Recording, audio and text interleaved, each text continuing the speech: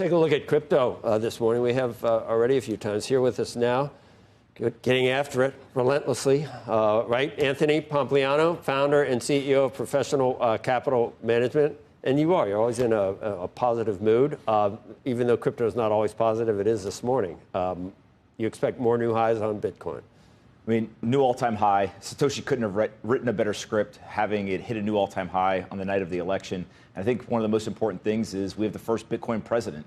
President Trump ran on a campaign point that he was going to protect Bitcoin. He was going to create a Bitcoin strategic reserve. And I think that you saw Bitcoin's price kind of reflect having somebody who was so pro-Bitcoin win the White House. It's relatively, it's not that recent, I guess. But so you think this is the real Donald Trump on Bitcoin that he's been for the last, how long, a year and a half? I think that he's surrounded by enough people who really understand this. You know, people like Bitcoin Magazine CEO David Bailey, many others who have really spent the time with him. And one of the interesting things is whether he believes in Bitcoin or not is almost a moot point. Is what is he going to do? And if he's going to protect it and not be abrasive, that's a win. But if he also creates the Bitcoin Strategic Reserve, I think that'll be a huge tailwind, and it'll kick off this global game theory, right? If the United States starts to lean in and welcome Bitcoin and say, hey, this is an asset that we want on our balance sheet, other countries are going to have to respond. And the interesting thing about Bitcoin is that it's been a bottoms-up adoption story. Individuals adopted it first. Now we see corporations and financial institutions. But the central banks are some of the biggest buyers of gold. Gold is up huge. And so if central banks start to buy Bitcoin and put it in their reserves, that would be a massive tailwind for Bitcoin. So even short of a sovereign wealth fund or anything like that, Andrew, Becky, we haven't talked about Gary Gensler in light of what's going on. You mean that he's not going to have a job? You tell me. Of course he's not going to have a job. What do we need to talk about here? We know who's not going to be SEC commissioner. I can tell you who's not going to be the SEC commissioner. I can tell you who's not going to run the FTC. Yeah. I can tell you who's not going, right? I can go through the list. Yeah. It's going to be a house cleaning, obviously. I mean? Mark Cuban is not going to be if he wanted to be at this point. You think Gensler's gone, and you think that would be good? I think people expect whenever a new president comes in, they're going to, kind of play musical chairs with all the regulatory organizations. What I do think we are on the precipice of is a kind of an economic explosion. Right, we have somebody who's coming in who obviously is very business friendly. He's surrounded by people who are very business friendly.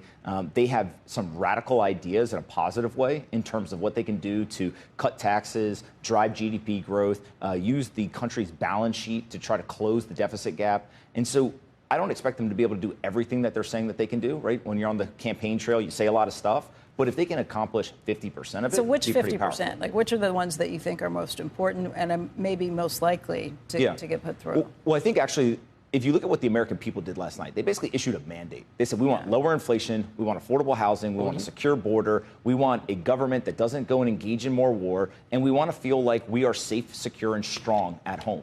And so if you are the president coming in and you can say, how do I get inflation down and under control? If you look at home affordability, start to deregulate and allow people to build more housing in this country. Right, because the problem is not giving people $25,000 to say you can go ahead and buy a house. The problem is creating more supply. For a minute, I thought you were pitching the inflation trade. You're talking out of both sides of your mouth. All these things that he's going to do with tariffs and cutting taxes and, not all taxing good for tips. Bitcoin. Yeah, all good for Bitcoin because of inflation. Then you just said he's going to bring inflation down. I don't know who I believe. I don't know which part of you I believe. I think there's a difference between skyrocketing inflation and currency debasement, right? And the currency debasement is why Bitcoin goes up. Inflation is usually happens alongside with it. Isn't it? It's not in the sense that you can have the currency continue to debase and lose purchasing power without having that inflation number spike to 9%.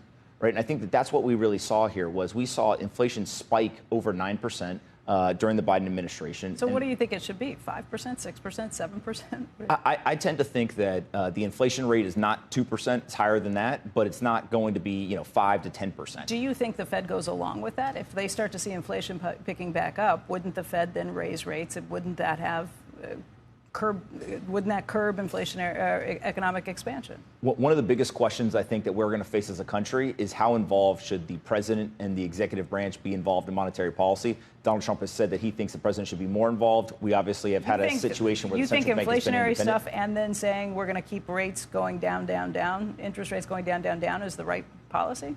I don't think that you can keep rates going down if inflation is spiking. And so I think that's where you get a lot of complexity. And it's not as clear in terms of when inflation is spiking, what do you do to get it down? And by the way, the bond market isn't paying attention to the Fed lowering rates at this point anyway, not on the long end, not even on the short end at this point. But the 10-year is all the way back up at 447. So there's only so much that any administration or any Federal Reserve can do. Yeah, one of the things that's really interesting about policy is you kind of draw, the perfect playbook, right? You're like, hey, this is the theory of what could happen. But then that plan meets the real world. And so you can try to do all these things. Like Mike Tyson, right? You can do all these things till somebody punches you in the face. Yeah. What if that person punching you in the face is the bond market? And it's also a very complex system. So you say, hey, I'm going to go get home affordability down. Okay. Or you go and you do that. As soon as you do that, all of a sudden inflation spikes somewhere else. You got to go and you try to address that. Then asset prices crash, right? And so you're just constantly incentivizing people to build more housing supply. That seems like the right way to go at it. But and one of the questions I think with housing supply is how much is the president and the national government able to do that versus is it local governments? One of the things that I say is for your investment portfolio, the Federal Reserve chairman is more important than the president.